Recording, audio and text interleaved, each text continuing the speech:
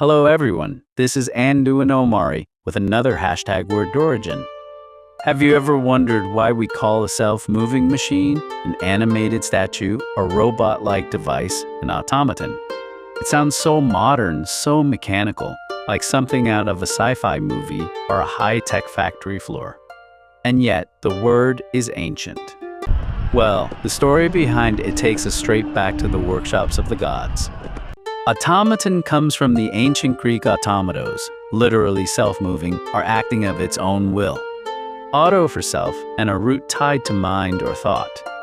Homer used it in the Iliad to describe the incredible creations of Hephaestus, the god of invention and craftsmanship, also called Festus in some traditions.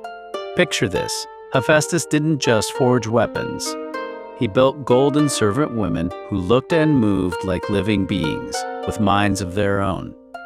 He made self-rolling tripods that delivered feasts to the gods, automatic doors that swung open on command, and even animated watchdogs of gold and silver. But the star of the show? Talos, that massive bronze giant forged by Hephaestus to guard the island of Crete. Talos patrolled the shores 3 times a day, hurling boulders at enemy ships. If invaders got too close, he'd heat up red hot and crush them in a burning embrace. His power system? A single vein running from his head down to his ankle, filled with Ichor, the divine life fluid of the gods, sealed by a single nail or bolt.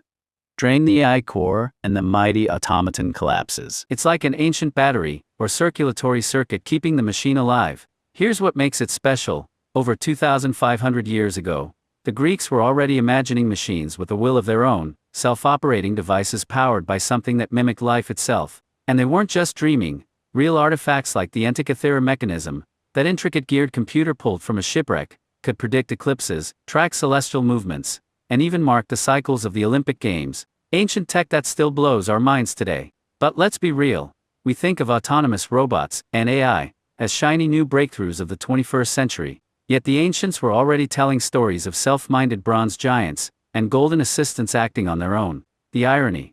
We've taken this mythic idea of machines that move and think by themselves and turned it into something ordinary, like calling your Roomba an automaton while forgetting it echoes a bronze colossus powered by God juice. It's like naming a nuclear reactor Sunny.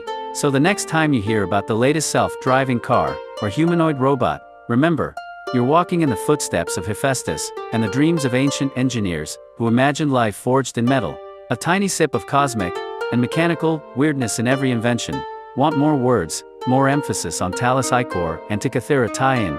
Or shall we do robot next with its ancient origins as forced labor slave origin plus rebellion in Capix play, linking back to ancient automata? Let me know, hit the like button, and subscribe. Fire, robot face. Thank you for joining me, until next time.